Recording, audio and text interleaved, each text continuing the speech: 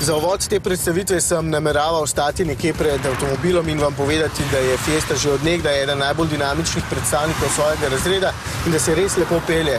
Pa ne bom, samo pogledajte, kakšno je zunaj kot sodni dan. Sicer pa zadnja generacija je oblikovno že od vsega začetka prijetna, po sedanji prenovi pa tudi malce bolj agresivna.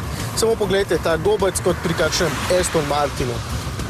Tudi Fiesta je sedaj dobila nov 3-valjni litrski turbo bencinski motor s 74 oziroma v tem primeru 92 kW, ki naj bi povprečno porabil manj kot 5 litrov goriva na 100 km, kar je že na teritoriju bolj varčnih dizlov.